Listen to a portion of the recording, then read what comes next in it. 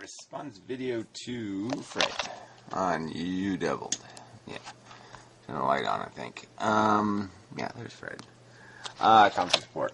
So I did a video sort of describing let's call it self-sufficient thinking.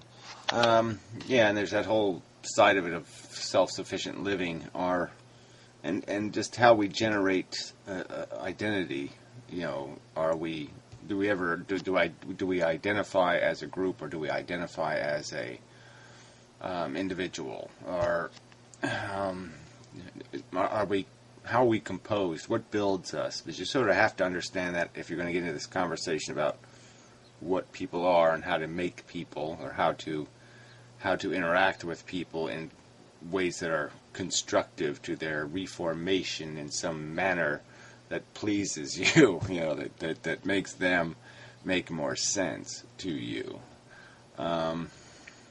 for their own benefit, you could say, inside your head anyway. You could have that delusion, or that belief, or, you know, for the benefit of some purpose that you see. So yeah, we have these objectives in life: political, and personal, and yeah, we try to affect, you know, accomplishment, and you have to do it through this mechanism of other people, not only in how you acquire an understanding of it, but even, you know, and then implementation is completely dependent on other people. I mean, how much of composition is another subject. Well, it's all related, and this sort of relates to Warbles on a lot, who, you know, made some kind of cliche comment on my video about this religion crap again, and how, you know, the religion of atheism. And it's just such a, you know, it's a slight, it's an insult, it's a lot of things, but it's just such crap. I mean, you just can't call all philosophies are not equal. All philosophies are not equally founded. And that's sort of a premise, I think, of rational conversation with the human race, with anybody, anywhere, is that you do recognize the difference between somebody who has a belief system that's been based on some sort of disciplined examination of the possible scenarios, and actually has scratched them and poked them and looked at them and taken a little bit of time, and some imbecile who sees everybody else doing something, just follows along. Faith. Belief without reason. Well, that seems kind of convenient. Oh, the only reason it has to be is it says what I wanted to hear? I mean, come on. I mean, and so I guess this is where I'll go back to Fred's video, is there's the, why am I so antisocial? Why am I the way I am? And it's because, yeah, I'd have to become a homicidal maniac if I had to live among them. These preposterous idiots. You know, we're going to say something that's stupid. Oh, yeah, atheism is a religion. Well, fuck you. You're now going to be called Sledgehammer Head, all right? Because you're too fucking stupid to be breathing. And talking at the same time. Maybe you ought to just take care of one of those. Yeah, leave the thinking to the people with a brain. Fuckwit. But yeah, just that, you know. And you know, so I mean, yeah, it wasn't through groupthink that I got where I am, that's for sure. It wasn't because I was following along that I got where I am. And yeah, I didn't really have anything that was sympathetic, you know. You just sort of say life is stupid, and then you read Dr. Seuss and you say, well, at least somebody gets it, you know, because there is some ludicrousness in it.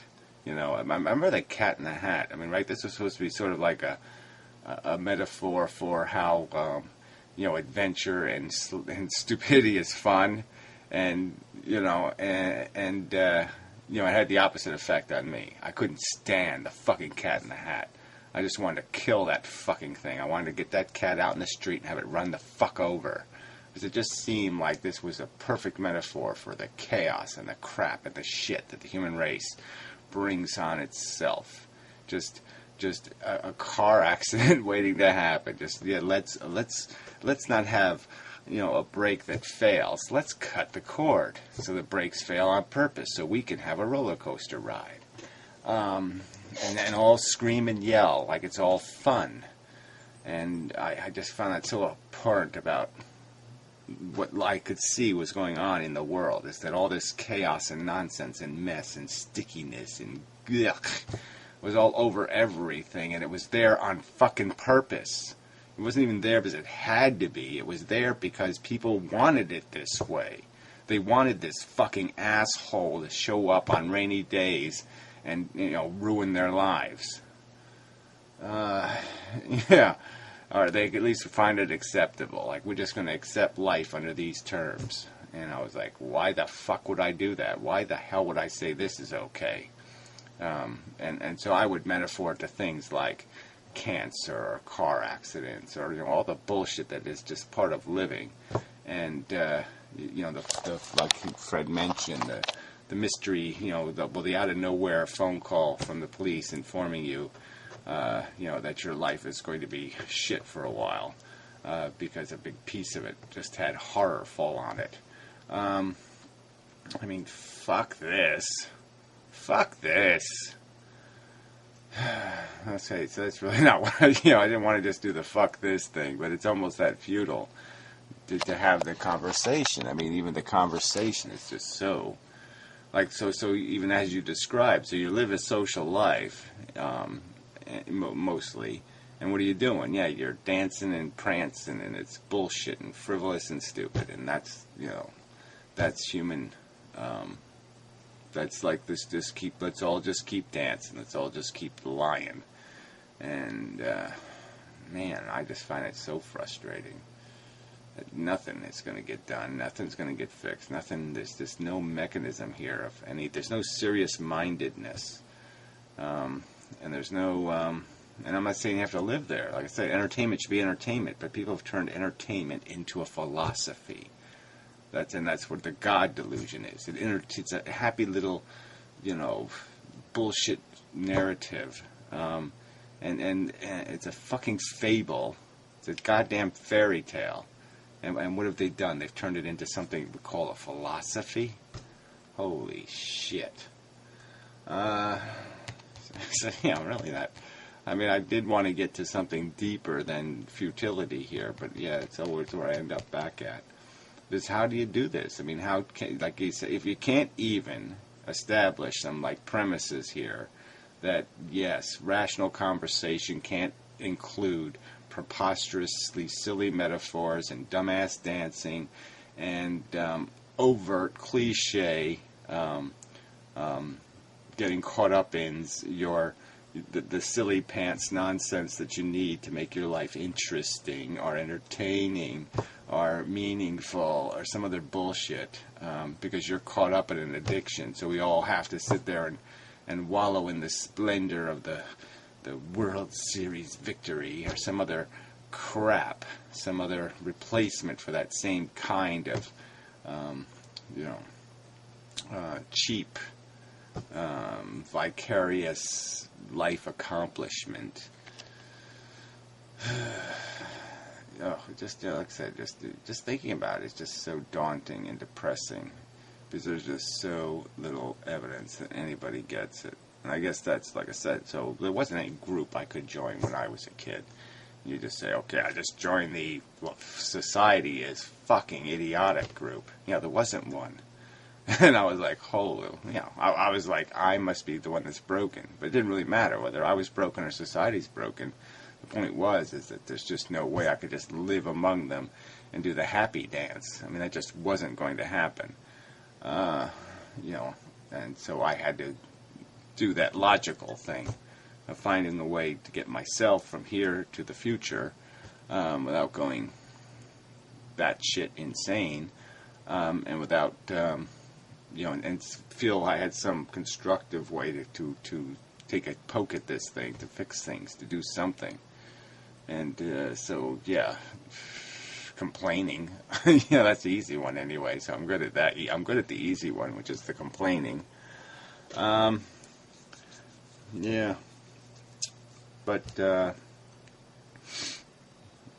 don't, but it is true that, the isolation does keep you from the distractions. It does keep you from getting caught up in the games, because there's lots of little games you can play for a week, a month, years even of your life. You can lose to some sort of, throw it in the air, watch it fall, oh, cool.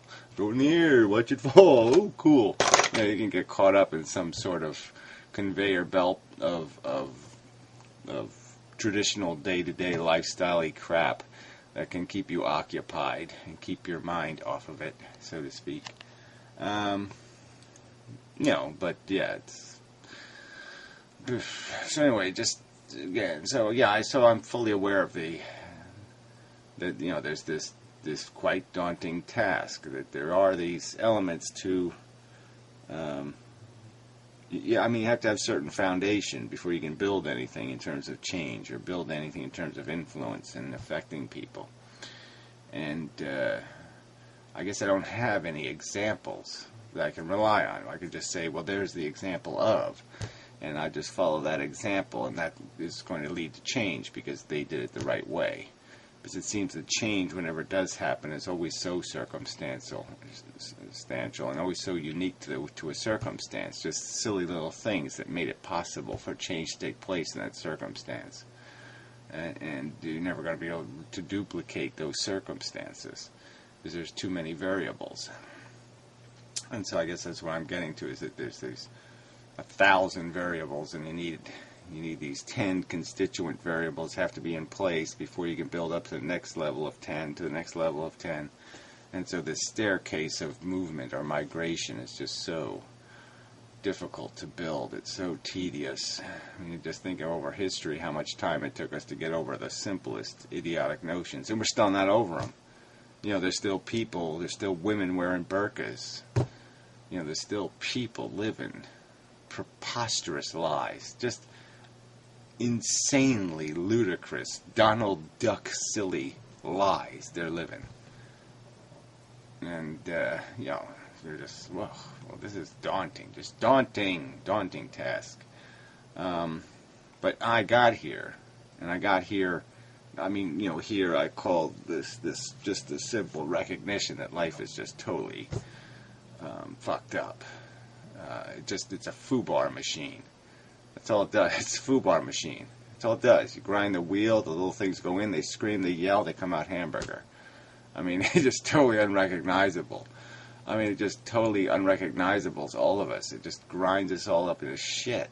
And and what's the big deal of recognizing this fucking fact that this game is not a fucking smart game? It's a stupid game. Turn the handle, watch the feeling creatures be ripped to pieces and be plopped out through the little fucking holes into something totally unrecognizable. What are they fucking around for? Why is this even... it's just almost laughable that you have to defend these concepts. That you have to defend evolution as a theory of origins. Oh, please. Aren't we should be so far past that we should be like 7 million galaxies beyond having to go way back there and keep arguing that crap. And so, like I said, it just seems so simple, and for people to make it so complicated. And the only thing that makes it complicated is that they just won't obey a single fucking rule. It's a really simple game, tic-tac-toe. And so what do? They smear doo-doo on it. Then they spit at it. And then they have sex with it. But they just aren't playing the game. They aren't playing tic-tac-toe. They aren't following the logical rules here, that you have to play the game by the rules. So if you have a game and it doesn't have any rules, it's not going to go anywhere. It's just upside down, backwards, forwards. It's just the Special Olympics times 10. And that's the human race. And that's the human condition. And, oh man, it's depressing. Just so depressing. So I guess that's another reason for isolation. It's just that it's depression is so much harder to deal with when there's some asshole that you have to deal with on top of it. People are just add to the depression because they just put it right in front of your face, just how smelly this shit is. That's all over the place. It's everywhere, the shit. So anyway, I don't know if I'm getting to what I wanted to get to. which is still this effort to communicate and what it takes to communicate. Well, that's it. So this video is a response to a third video by ContraPoints Nicotine, who was talking about propaganda and how video is so much more propagandish than text. I suppose it's easier to get to the emotions in some ways, but in other ways books are the big cheat, because they can write a cartoon. They can get your brain to actually let cartoons in, images that you couldn't, that if you saw it, if you saw what your brain was, what the words were really saying as a video, you would say, oh, that's a cartoon. And you wouldn't recognize it as a cartoon as easily. So I think in some ways books can more subtly break down the barriers of rationality and logic and cheat you into believing something. They also have a kind of credibility, assumed credibility. Words don't seem as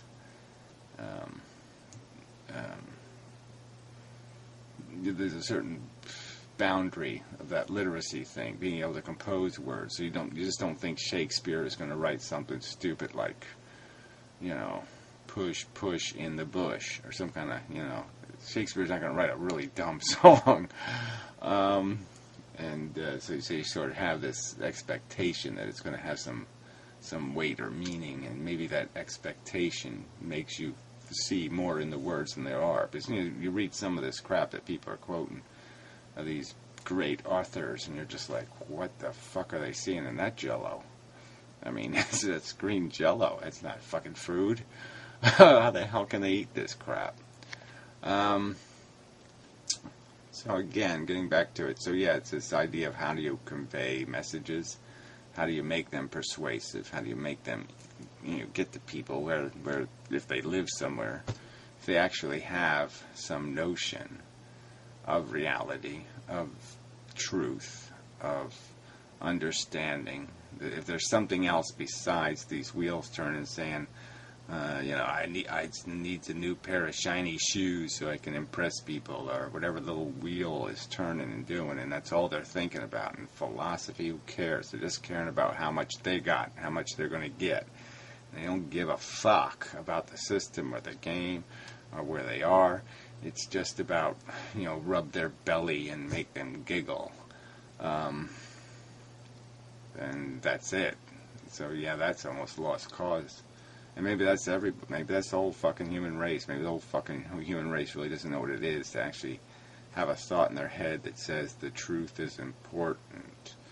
The only way we can make the system efficient is to understand the truth. And, maybe that never occurs to them. I'm being sarcastic, but it does appear that way, I suppose, in some respects, that, 95% of the people are just caught up in the game. They're caught up riding the roller coaster and screaming, and they're really not thinking about anything too complicated. It's just about, I hope I don't embarrass myself, or how can I manipulate this circumstance to my advantage. That's like the only two things going through their heads.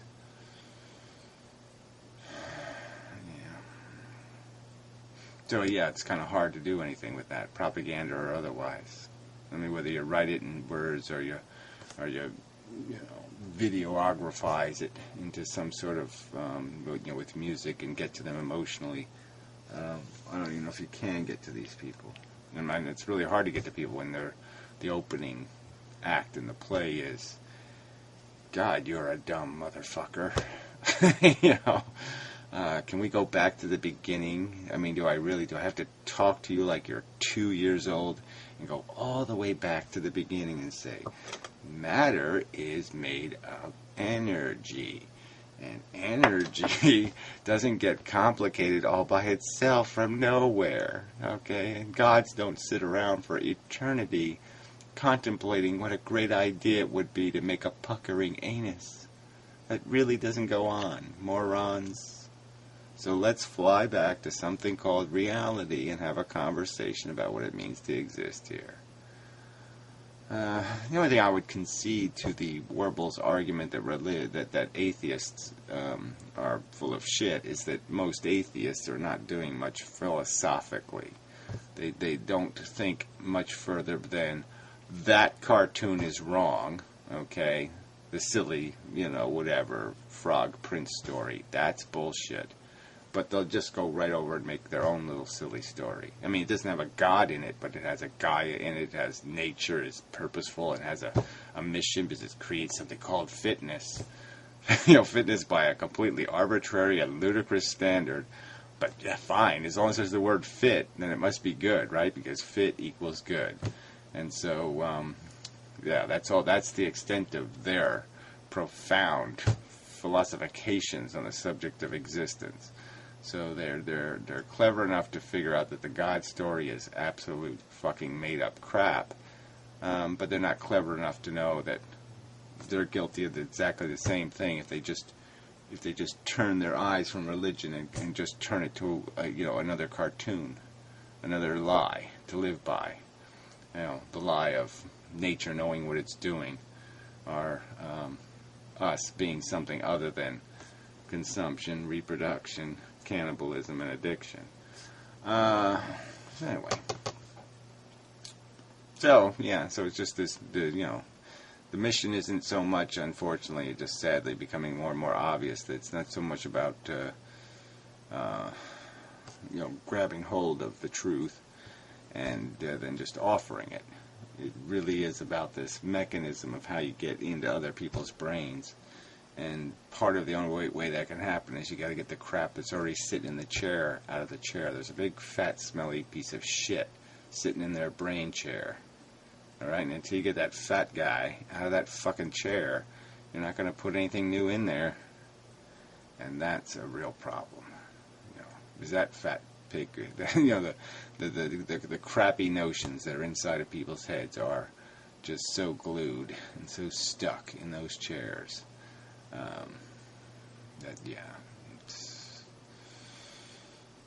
It's really hard to yell fire loud enough to get the tub of shit to run the hell out of the theater. Some other metaphor. So anyway, enough of the video.